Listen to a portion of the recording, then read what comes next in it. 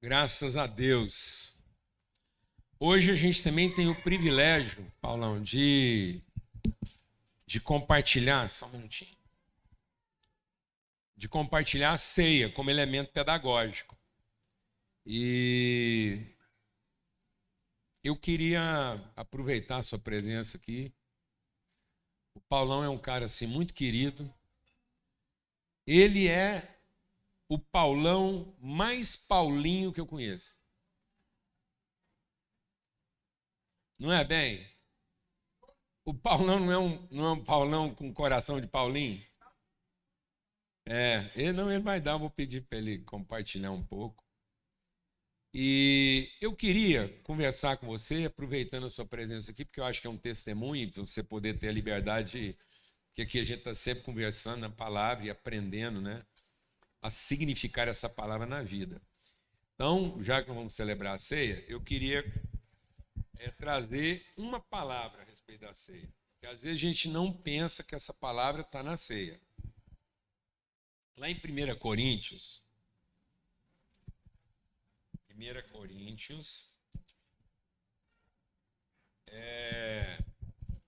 no capítulo 11.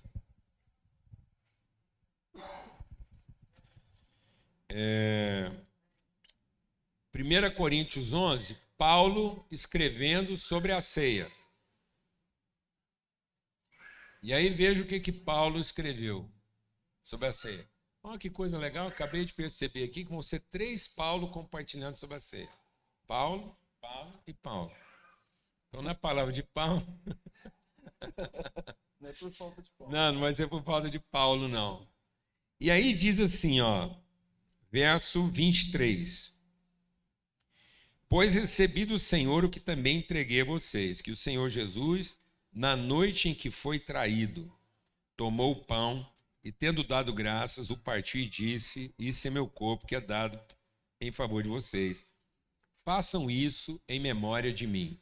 Amém? Quando Jesus está falando, Paulão, que é para fazer em memória dele, é tudo. Às vezes a gente tem a tendência de achar que em memória de Cristo é o rito. É pegar um pedaço de pão, cortar, repartir e todo mundo em posição bem solene, comer aquele pedacinho de pão sagrado, se possível até sem mastigar, porque afinal de contas é o corpo de Cristo, ele já sofreu tanto, eu não vou dar uma dentada nele. Se ele puder só dissolver na minha boca, é melhor. Então isso é uma coisa meio religiosa na nossa cabeça, porque não é isso que Jesus está ensinando. Jesus está ensinando para nós a cena. O que eu tenho que fazer? A memória de Cristo está manter essa pedagogia, manter essa cultura na cena. Então a cena é pedagógica. Então Paulo está trazendo a pedagogia da cena. Na noite.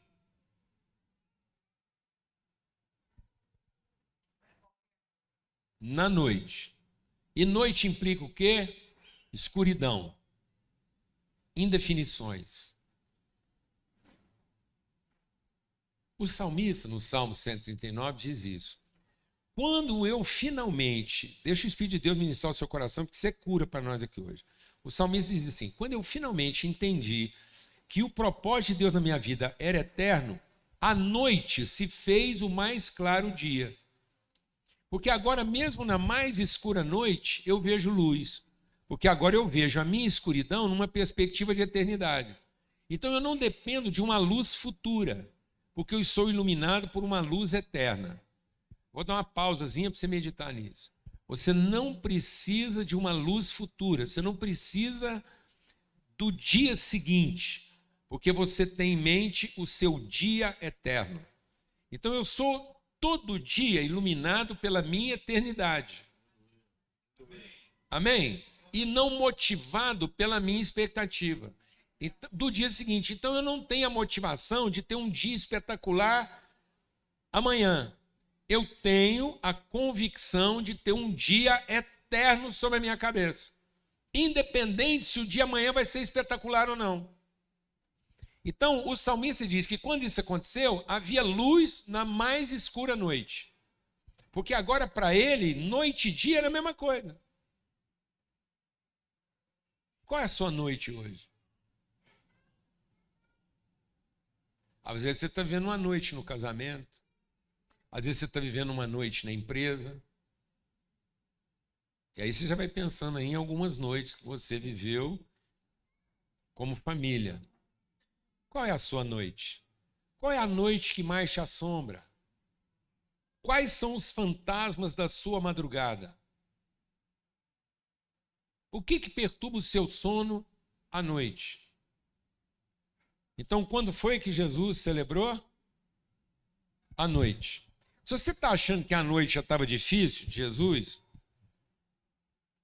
1 Coríntios 11. Além de ser noite, foi a noite em que ele foi traído. E traído por um beijo de alguém que comia com ele na mesa. Deixa o Espírito de Deus ministrar o seu coração, mano. Você está conseguindo ver a cena, não?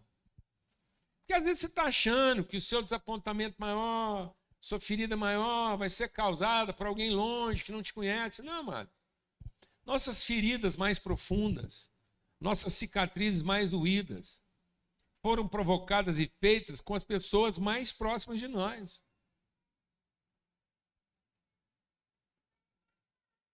Por quem Jesus estava sendo traído aqui? Só por Judas? Não, amados. Judas foi o traidor que não se arrependeu. Os outros 11 se arrependeram. Eram 12 traidores. Jesus falou assim para eles, assim, ó, eu estou indo para a cruz essa semana e todos vocês vão me abandonar, mas meu Pai não me deixará só. Que ilusão, bicho. Que ilusão, Paulão. O que nós estamos alimentando no nosso coração? Que tipo de expectativa insana nós estamos colocando no nosso coração? Achar que num relacionamento afetivo, conjugal, de amizade, não vão acontecer o quê? Traições. O segredo não é se vai acontecer traição. O segredo não é se vai ser traído ou não. O segredo é não perder a esperança de que haverá arrependimento. A dúvida não está na traição, amado. A dúvida está onde? No arrependimento, meu irmão. Então não fique desapontado porque você foi traído. Sabe por quê? Se você estiver muito magoado porque você foi traído, é porque provavelmente você nunca se arrependeu de ter traído. Porque em algum lugar você traiu alguém. Em algum lugar você abandonou quem não podia ter abandonado, com a sua própria amargura, com o seu próprio ressentimento, com as suas frustrações, com o peso que nós colocamos na vida um do outro. Ou você acha que não traiu? Você acha que não traiu colocando expectativa? Você acha que não traiu colocando culpa? Ou você acha que você só foi traído porque foi desapontado?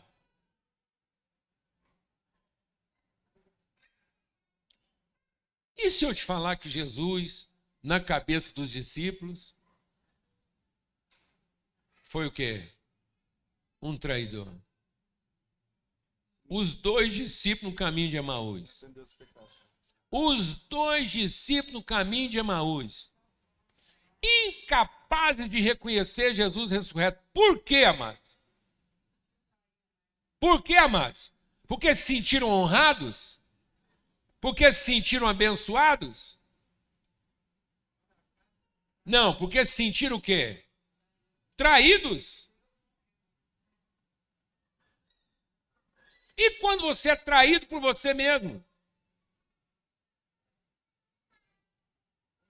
A ponto de você querer ficar pelado, desistir de tudo. Pedro traiu quem no final das contas? Quem que Pedro traiu no final das contas? Ele mesmo. Não suportava viver com a culpa de ter feito a promessa de que nunca ia abandonar e ter abandonado. Então, irmãos, qual é a única certeza que a gente tem? É que vai ter noite. E quando você achar que a noite já está escura, ainda vai rolar o quê? Uma traição. Seja a traição que eu imponho a mim mesmo, não cumprindo promessas que eu fiz e que nunca devia ter feito. Seja a traição que é imposta a mim por alguém que dizia que era fiel. E seja a traição que as pessoas supõem de mim, mesmo eu sendo fiel a elas. Então, muitas pessoas que você ama, na sua fidelidade, vão sentir o quê? Traídos, e na verdade você está sendo fiel. Você mesmo vai ser seu algoz na medida em que às vezes você não vai conseguir cumprir promessas que não devia ter feito. Amém? Glória a Deus. Então Jesus, na noite em que foi traído, o que ele fez? Partiu o pão. Eu conheço Paulão, e o Paulão é um cara que tem me abençoado muito pelo seu empenho de desconstruir figuras e expectativas. Um cara que já passou por várias traições, no sentido, não a traição no sentido mais ordinário, mas a traição no seu sentido mais complexo. Os desafios das expectativas lá no casamento, os desafios, às vezes, nas expectativas ministeriais, as frustrações que você teve que lidar na vida dos outros através da vida do Paulinho, como o Paulinho se sentiu traído e qual a dificuldade dele em voltar a confiar. Então, dentro dessa palavra de que a ceia é celebrada à noite, em uma noite em que a gente é traído, queria te ouvir e ouvir a autoridade que existe na sua vida em relação a tudo isso que Deus colocar no seu coração aí, você entrega para nós. Amém. Bom dia. Graça e paz, tudo bem? Obrigado pela oportunidade, de poder compartilhar a minha vida. Eu me alegro demais em Deus hoje de poder compartilhar as minhas traições e o quanto eu fui traído, porque isso tem me amadurecido e me fazer experimentar mais de Deus, no sentido vivo da palavra, na encarnação da palavra, para a gente não ser muito romântico diante daquilo que a gente lê, mas poder experimentar da graça e do poder de Deus mesmo, assim, todos os dias na minha vida, em todos os âmbitos, daquilo que eu posso estar vivendo todos os dias. E hoje eu tenho aprendido a viver a claridade do dia eterno, mesmo na noite escura, na perseverança e na alegria de poder servir a Jesus, independente de qual for o acordar do dia de amanhã, sei que está nas mãos dele, por mais que às vezes possa ser muito dolorido, ou possa ser um dia de muito júbilo, mas às vezes é até melhor ser mais um pouco dolorido, que isso me traz mais perto de Jesus, porque eu tenho a tendência de me distrair mais quando está tudo muito bem. Deixa eu ver isso. Então, meu nome é Paulo, sou casado com a Dani, pai do Paulo Filho e do Rafael. Paulo Filho de 11 anos, faz 12 agora, e o Rafael fez 2 anos antes de ontem. Então, é uma alegria poder testemunhar disso. Eu sou, com o Paulo Filho, pai por adoção. O Paulo Filho chegou na minha casa com 5 anos de idade. E ontem eu estou hospedado aqui na cidade, sou lá de Uberlândia, pastorei a igreja lá no bairro do Almir, uma igreja pequena lá na periferia da cidade de Uberlândia, e é uma alegria viver o que Deus tem trago para a gente lá. E ontem a gente está na casa dos nossos familiares aqui, dos primos, amigos, tios nossos, e a gente estava até compartilhando sobre por que Deus permite algumas tragédias, algumas traições, vamos dizer assim, diante de Deus, porque a gente considera algumas tragédias como se fosse uma traição de Deus nas nossas vidas, porque se no final das contas eu tento seguir tudo certinho, tudo fazer certinho, por que algumas coisas acontecem comigo? Tem até um livro interessante do Filipenses, que ele fala assim, onde está Deus, Na verdade esqueci o nome do livro, É onde Deus está, porque é onde ele pega algumas provações, 10 momentos de contextos no mundo, que é onde as pessoas perguntam, nossa, será que Deus existe diante disso tudo? Quando eu tinha 4 para 5 anos de idade, eu sofri um acidente. Estava pescando, gosto de pescar, a gente estava lá na embarcação, uma represa lá, pescando mandi, e à noite ali o lampião explodiu lá, soltou a válvula, vazou gás, estourou. E isso foi uma tragédia na minha vida. Eu, de 4 para 5 anos, queimei todo o corpo, meu pai também, e alguns primos que estavam comigo. Minha mãe foi trocar minha irmã no carro, ela estava com 6 meses, então ela assistiu aquilo tudo. Em 2016, eu entendi por que eu sofri essa tragédia. Eu e minha esposa, a gente não tinha um diagnóstico de infertilidade, mas ela tinha uma obstrução na trompa, e quando a gente foi fazer o exame, né, por uma videolaparoscopia, o exame já diagnostica qual que é o problema, e ele mesmo já vai trabalhando ali os processos. E nós, diante a gente já tinha um desejo de ter um filho por adoção, mas diante dessa situação a gente foi lá e preencheu a nossa ficha de adoção. Que é uma das piores experiências da minha vida, foi preencher um cadastro de adoção.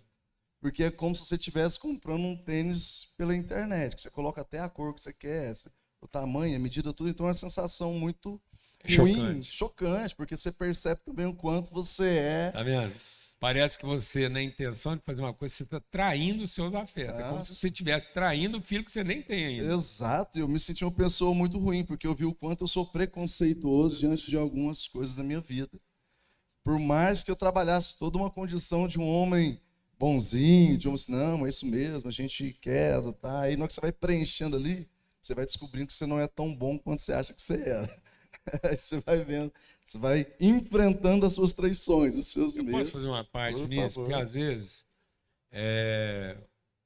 alguns pais chegam pra gente, esse negócio da ficha que você está falando aí é essencial. Alguns pais chegam pra gente para reclamar algumas limitações ou deficiências na vida dos filhos. E aí eu faço essa pergunta. Se filho fosse vendido em prateleira, você escolhia esse? Aí alguns pais viram para mim e falam assim, não. Eu falei, então vamos resolver o problema dele. Aí. Em vez de a gente ajudar você a ficar livre dele, nós vamos orar para ele ficar livre de você, porque não é que ele não é seu filho. Você que não é pai dele. E aí preenche essa ficha, mostra que a gente, se tivesse a chance de escolher em prateleira, não escolheria os filhos que Deus quer dar para a gente. Amém, amados? E filho não é para a gente escolher, é para a gente se submeter aos processos. E se submetendo a esses processos, preenchemos e engravidamos. Preenchemos e engravidamos ali, naquele momento. Houve descanso, houve paz. A gente se sentiu grávidos. E o nosso processo, ele demorou exatamente 9 meses. 9 meses, a Vara da Infância nos ligou e nos falou, olha, tem uma criança assim, assim, assim, através lá do Pontos de Amor, a Sarinha ligou pra gente, né, e a gente foi lá conhecer ele, e ele tinha algumas dificuldades que ele enfrentou na vida. O Paulo Filho, ele já tinha sido retirado dos pais, e depois ele foi para a família extensiva, porque os pais eram usuários de droga, então ele foi para a família extensiva, tios-avós. Os tios-avós do Paulo Filho fizeram maus tratos com ele, né, por rituais de magia negra. E nesse momento ele foi então retirado dessa família, que eram tios, e foi levado de volta ao acolhimento institucional. Quando a gente chegou lá para o conhecer, a gente se deparou com um menino cheio de marcas físicas, emocionais e espirituais. Uma coisa muito forte. Que tanto é quando a gente foi para, no outro dia, conhecer a juíza, a coordenadora da instituição, a psicóloga dele, ela falou assim, olha, se prepara para ficar aqui por, no mínimo, 1 mês, porque ele não quer ser adotado, ele não fala de adoção, ele quer ficar no acolhimento, porque é o lugar onde ele se sente mais seguro. Porque, teoricamente, ele já tinha sido adotado, porque ele foi tirado dos pais e foi levado aos tios. E lá ele teve a pior experiência, que foi, né? Então ele sofreu algumas queimaduras em todo o seu corpo, que faz parte dos processos rituais. Quando a gente saiu dessa reunião, e a Dani assim, sempre... Não, nós vamos levando ele para casa. Eu falei assim, amor, calma, a psicóloga está fazendo o papel dela, ela está nos orientando. Eu falei assim, não, repreenda a fala dela, em nome de Jesus, nós vamos levar ele para casa semana que vem. Eu peguei, não, tudo bem, nós vamos, mas vamos ficar tranquilo. Quando a gente saiu de lá, eu fui orientar, assim, Paulo, você vai fazer o seguinte, você vai chegar lá, você não vai dar banho nele. Você vai brincar com ele à tarde, tudo, mas você vai chamar ele para tomar banho com você. Eu falei assim, mas como assim? Eu falei assim, você vai ficar nu na frente dele. Porque ele era cristã, e ela falou assim, ó, Deus falou isso comigo. E eu, amém, então assim eu vou fazer. Brincamos às tardes, a tarde toda, fui tomar banho, chamei ele para brincar, para tomar banho, eu falei assim, então vamos tomar banho. Até então o tio, né? É. Nessa hora, ele viu as minhas marcas. E eu vi as marcas dele. Nessa hora eu entendi a tragédia na minha vida. O porquê que quando eu tinha 4 anos de idade, eu passei por um momento muito difícil. Para que nessa hora eu pudesse revelar as minhas marcas para o meu filho. E nesse banho, Deus lavou todo o medo. Seu e dele. Meu e dele. Porque ele, quando ele viu as minhas cicatrizes que eu tenho, literalmente falando, ele tirou toda a vergonha, todo o medo diante das cicatrizes dele. E para um menino que a gente conhecia um pouco mais de 24 horas, que não queria ser adotado, quando a gente saiu dali, ele falou assim, tio, você vai embora? Eu falei, não, tio, ainda vai ficar aqui, vai ficar brincando com vocês. Não, porque eu quero ir embora com você. Eu quero morar com você. E foi um sobrenatural de Deus. Porque desde então ele pulou no meu braço e nunca mais saiu. Nunca mais saiu. Então, algumas noites que são escuras, e às vezes as noites duram semanas. Anos, porque eu lembro de todo o processo que eu vivi, porque foi um trauma na minha mente. Então eu lembro de tudo quando eu passei pelo acidente. Lembro de tudo. Mas hoje eu sinto muita paz, porque aquela dor não foi nada comparada à alegria, o júbilo, o propósito ao filho que está sendo gerado. Exato. E que veio significar a vida do seu outro filho. Quando chegou o Rafael, exatamente. O Paulo Filho, porque eu mudei o nome dele, pus meu nome nele. É porque ele não chamava Paulo, não, meu amado. Era. Ele chamar Paulo foi um acerto entre ele, o Paulo, e o filho dele. Exatamente. Então eles mudaram o nome dele, porque ele queria ser chamado de Paulo. É isso mesmo. Como pai. E hoje ele é a inspiração do Rafael. Eles têm uma diferença de 10 anos. E o Paulo Filho ama o Rafael, e o Rafael se inspira no Paulo Filho. E provando que a Dani nunca foi infértil. Exatamente. Olha, e vou falar... Porque não existe mulher infértil e nem homem infértil no reino de Deus. Não nasceu. Isso é uma promessa de Deus. Nós aqui estabelecemos uma única forma de gerar filhos. Sendo que todos os filhos de Deus são gerados por adoção. Então não existe, não nasceu um filho e uma filha de Deus infértil. Então isso abriu o ventre da casa do Paulo. E sabe, amados, que hora foi que o Paulo e o Paulo filho tomaram banho? À noite. À noite. Porque era à noite. Podia ser meio-dia que era à noite. Eles estavam entrando na noite escura dos dois. Exato. Amém? Nessa hora entra o quarto Paulo para essa conversa. É isso mesmo. É isso mesmo. E aí foi na noite escura. E uma noite em que eles estavam tendo que se despir para revelar as suas traições. Naquilo em que eles foram traídos. E às vezes você não é traído só por um ato ruim.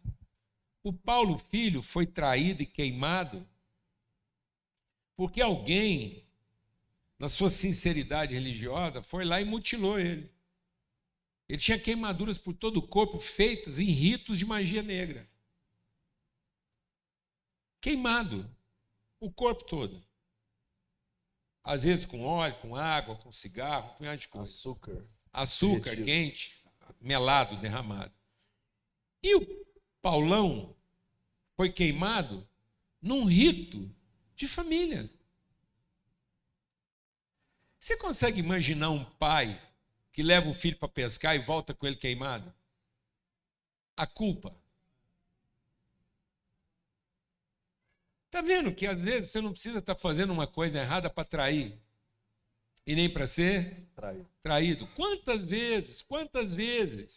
Eu me lembro quando minha irmã foi mordida por um cachorro no rosto, quando ela tinha 6 anos de idade. Um bibelô. Minha irmã era criada pela minha mãe como um bibelô. Era a filha, mulher que ela tanto sonhou, foi visitar a casa do meu tio, voltou com o rosto estraçalhado porque um cachorro fila enfiou a cara dela dentro da boca. Uma traição. Você acha que a dor maior foi só da minha mãe? A dor maior foi do meu tio, porque o cachorro era dele. Alguém está entendendo o que eu estou dizendo? O Lampião era do pai do Paulão. Lampião maldito, endemoniado. Tanto é que ele voltou, ele, o que mais queimou, porque ele volta para me buscar, porque eu caí. Quando ele volta, ele queima mais do que todos nós. Então, eu fiquei durante quase 10 anos sem sair de casa, por medos, né? Sentimentos. Difícil para Deus não é gerar um filho. Difícil para Deus é gerar um pai que não se limita às suas traições. Para gerar Isaac, foram 9 meses. Para gerar Abraão, foram 25 anos. Deus não está com dificuldade de gerar filho. Está com dificuldade de gerar o quê? Pais.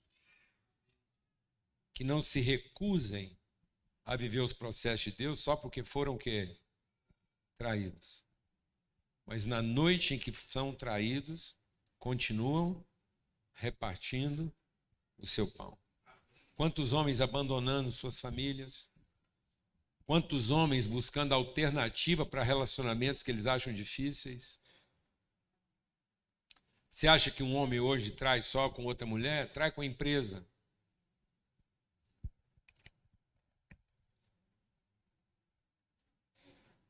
,80% dos nossos homens têm vida paralela aqui, ó. 80%. Então, na noite em que nós somos traídos, o que a gente faz? A gente reparte o pão. A gente não come ele sozinho. Glória a Deus. A palavra de Deus diz que um pão comido às escondidas faz envelhecer os ossos. Nunca coma o seu pão sozinho. O diabo pegou Jesus no deserto. Extrema fome. Extrema fome. 40 dias sem comer. O limite que a carne humana pode suportar. O que o diabo ofereceu para ele? Pão. E o que Jesus disse? Não vou comer. Depois a gente descobre o segredo. É porque quando ele está com seus discípulos, ele diz assim: tenho desejado ardentemente comer esse pão com vocês. Então sabe por que Jesus não queria comer pão no deserto? Estava sozinho. E pão comido sozinho não presta. Porque a traição é comer o pão sozinho. Traição é achar que o pão é para ser comido e não para ser repartido. Vou te falar uma coisa. Se você não carrega essas marcas, maldito Paulo Filho, porque ele ia ter que corresponder às suas expectativas. E não tem FII que aguenta um trem desse, não. Amém? Glória a Deus. Então vamos ter uma palavra de oração. Ora, Só uma coisa. Você conhece Paulo Filho? claro. Muitos aqui não conhecem, mas vão ter a oportunidade de conhecer. O dia que você vê, olhar para ele, você não precisa sentir nada. Você vai ver, você vai reconhecê-lo. Porque ele parece comigo. E o duro é que parece. Fisicamente, ele parece comigo. É de lascar, velho. É. E o Paulo Filho é muito mais resolvido que eu. É. Ele é muito mais resolvido que eu. Eu tenho aprendido muito com o irmão que Deus me entregou para ser pai. Porque quando eu olho para ele, ele é um cara resolvido com Deus e ele entendeu a alegria dele em Deus. Você vai olhar para ele e fala assim, nó, ele é forte, fisicamente, mentalmente, espiritualmente. Ele é toradão, assim. Ele é. E ele é resolvido com o Senhor. É, maravilhoso. Graças a Deus. Bom demais. Quem está alegre? Aleluia. Recebe isso, leva para casa. Não nasce filho mal resolvido. Vai ter um punhado de filho estragado. A gente vai devagarzinho, vai estragando os meninos. Deixem esses filhos da promessa encontrarem o seu propósito e vamos dar apoio para isso. Ora por nós aí, Paulão, e a gente vai repartir o pão e o cálice. Você recebe aí o seu kit e não abre. Espera até a gente orientar aí para todo mundo celebrar junto, tá bom? Pode distribuir aí para todo mundo. Graças a Deus, um grande privilégio, uma honra. Amém. Quero dizer para vocês que terça-feira eu e a Laninha estamos indo com mais um grupo para Israel e vamos ficar lá 10 dias, do dia 2 até o dia 13, e creio que vai ser um tempo assim muito bom, maravilhoso, um grupo assim que está bem motivado, muito alegre, são muitos desafios, é sempre um desafio, e dia 2, então, agora a gente embarca, estejam orando por nós, e para que seja um tempo assim especial lá, né, bem? Tá bom? Glória a Deus.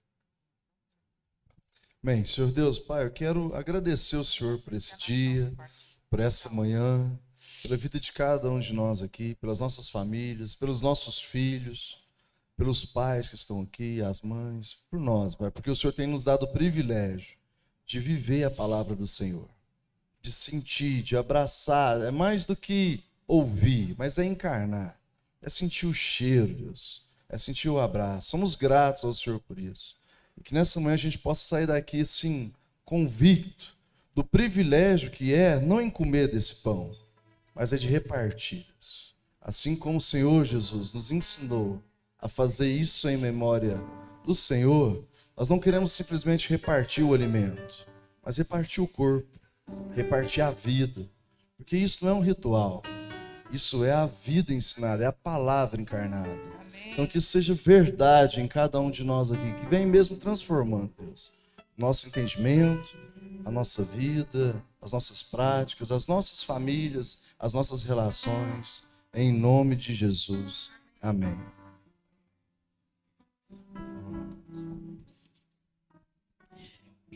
Queridos, a gente tem muito essa prática, né, pedagógica desse momento aqui. Paulo Júnior já pegou o grão ali do trigo. Às vezes a gente não quer, né, compreender esse fato. O Senhor Jesus nunca nos deixou enganados com relação a esse mundo. Ele diz: nesse mundo aqui, todos nós vamos ter tribulação. Acertando ou errando, todos nós teremos. Mas todo o sacrifício de Cristo foi para que, tendo consciência disso, nós pudéssemos ser um povo de esperança. E qual é a esperança? De não termos medo no nosso coração. A Bíblia diz que o medo não deixa o amor ser aperfeiçoado em nós. Então, Cristo se fez sacrifício por todos nós. E vencendo o medo e as angústias, ele diz: assim como eu fui, vocês serão. Então, para mim, a ceia é um momento muito especial, onde a minha memória é lembrada de tudo aquilo que Cristo fez por nós. Ele disse que se tornou pão. Ele foi moído como trigo e se tornou pão. E ele disse assim para os seus discípulos, despedindo deles: eu vou preparar lugar para todos nós, mas eu quero que vocês façam isso em memória de mim. Aí eu quero fazer isso.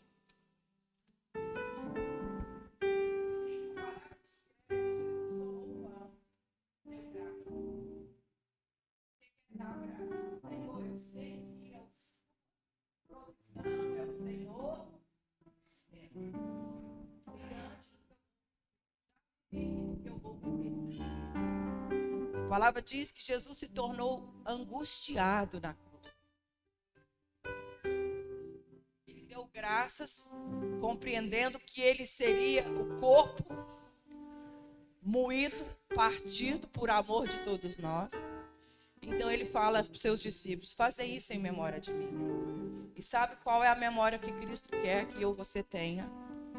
Essa. O Senhor não nos quer pão cheios. O Senhor nos quer fazer pão partidos e distribuídos por amor. Então não tem que ter medo quando Deus está te repartindo, meu irmão. Tem que ter alegria, porque você está suprindo alguém que precisa. Como eu gosto de ser comida pelo Paulo Júnior, sem nenhuma... Gente, não é pejorativo. Não tem pejorativo, não. Também, né, amor? Olha, hoje de manhã eu estava a Lana partindo o pão aqui, e Deus colocou uma diferença clara no meu coração entre o que é inteiro e o que é íntegro. Assim é o pão inteiro. Assim é o pão íntegro. É o pão na sua integridade. E às vezes as pessoas, tentando se permanecer inteiras, deixam de ser íntegras, completas. E para chegar nesse pão,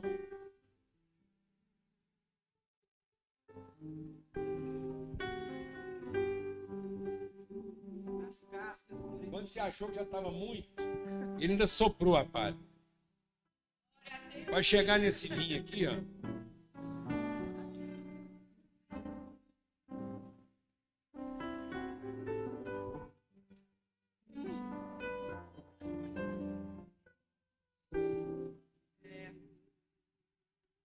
Amém. Isso é a integridade da uva. Essa é a integridade do trigo. Essa é a integridade do pão. Essa é a integridade do vinho. Amém? Então todo mundo recebeu aí agora. Todo domingo a gente explica aqui. Vira de cabeça para baixo, porque na verdade o jeito que você está é que é de cabeça para baixo. Aí você tira o copinho. Tira o copo. Vai ficar uma bandeja. Ah, você achou que era uma tampa. Não era uma tampa. É uma bandeja. Bandeja. Porque como bandeja você pode repartir. Amém. Como tampa o pão é seu. Como bandeja ele é nosso. Glória a Deus. Pode servir. Então agora você não pôs a mão nele Pode servir. para minar e tal. Então agora reparta com quem está aí. Entrega de bandeja. Para alguém. Entrega de bandeja para o seu traidor. Amém. O de cruz se erigiu, dela o dia fugiu, como emblema de vergonha e dor. Mas contemplo esta cruz, porque nela Jesus deu a vida por mim, pecador. Se eu amo a mensagem da cruz, até morrer, eu a vou proclamar. Você só espera um cálice pra gente beber junto, mas o pão já vai repartindo. Levarei eu também minha cruz por uma coroa trocar. Desde a glória dos céus, o Cordeiro de Deus, ao Calvário humilhante paixão. Essa cruz tem pra mim atrativo sem fim, porque nela Jesus nos salvou. Se eu amo a mensagem da cruz, é morrer, eu a vou proclamar. Levarei eu também minha cruz, é por uma coroa trocar. Então Jesus diz: comei todos. Não é alguns, é todos. O pão foi partido por amor de todos, não é de alguns. Sua vida foi confiada a esse tempo para você servir a todos e não a alguns. Amém? O vinho é figura de alegria. A palavra de Deus diz que o vinho traz alegria para o coração. A presença do Espírito Santo em nós traz alegria no nosso coração. E a palavra de Deus diz que a alegria do Senhor nos fortalece. Então, como é que nós vamos ter essa trajetória? Em Cristo Jesus. Sem medo no coração, alimentados pela palavra, cheios do Espírito Santo e na força dessa alegria, caminhar dia após dia, cheios de esperança. Eu quero tomar esse cálice servido pelo Senhor Jesus, na certeza que nessa manhã o Senhor vai encher o nosso coração, renovar o nosso coração dessa esperança que vence o mundo. Amém? Bebemos todos. Diz, é alegria. A alegria do Senhor é a nossa força, Ricardo. Amém. Nesta cruz padeceu e por mim já morreu meu Jesus para dar-me o perdão. Aleluia. Amém. Eu me alegro na cruz, ela vem graça e luz para minha santificação. Aleluia.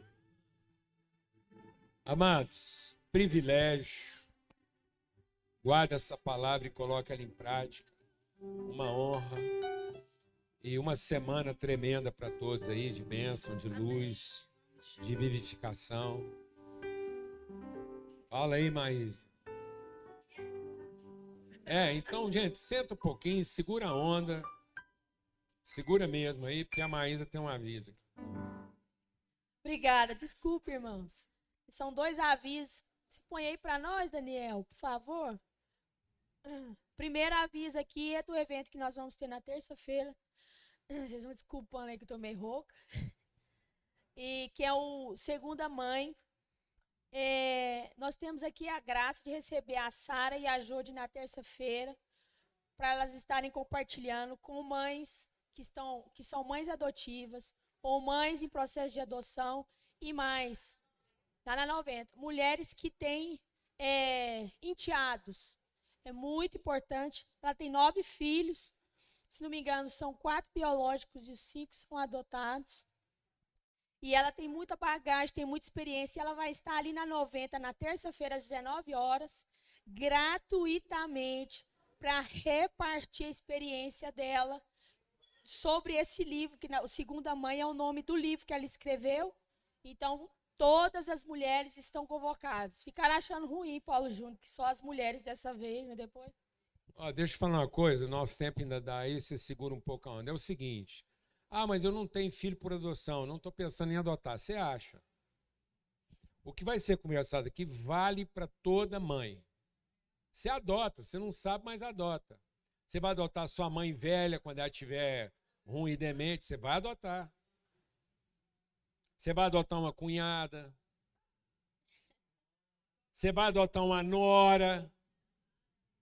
Mães, vai lá aprender a adotar uma nora. Porque o princípio vale. Então, é para todo mundo. Porque você vai aprender esse princípio e aplicar em todas as relações da sua vida. Eu vou, porque eu também vou adotar 3 noras, que eu tenho 3 filhos, então eu já vou aprender. Então todas são convidadas. Tem que fazer a inscrição. O link da inscrição está no nosso perfil do Instagram. Entra lá, faz a inscrição, vai ser maravilhoso. Nós vamos estar lá, é gratuito, vai ser uma alegria. A gente não pode perder esse privilégio de estar lá com a Jode, com a Sara, que é lá da Pontes de Amor. E elas têm assim, uma experiência maravilhosa. Nosso outro aviso também para as mulheres, né? Do nosso Entre Amigas, na próxima quinta-feira, dia 4, 19h30, aqui no mall. Estão todas convidadas, mas vai ser uma noite muito especial entre mães e filhas. Nós vamos ter aqui uma coisa linda, que é a Juliana e a mim. Quem não conhece a Juliana e a mim, é a mãe do Gabriel, a esposa do Marcos. Ela vai estar com a filha dela, a Laura tem 15 anos. E as duas vão repartir aqui sobre essa experiência de mães e filhas, como que as mães podem transmitir e receber virtudes e as filhas também. Então fica aí o nosso convite, tá bom? Fico esperando todas vocês lá. Obrigada. Nós temos os nossos desafios econômicos, financeiros aqui. Final de mês é muita coisa para acertar. Então, lembre-se de honrar o compromisso que você já assumiu. Se você está visitando, quer participar de alguma forma, fica à vontade para contribuir espontaneamente. Ninguém faça isso nem por necessidade, nem por constrangimento, tá bom? Mas todos aqueles que congregam, participam aqui, que têm esse mistério, essa responsabilidade, lembra que esse princípio de mês aí é o tempo dos nossos maiores desafios aí nessa área, tá bom? Vamos em paz, uma boa semana para todos, em nome de Jesus.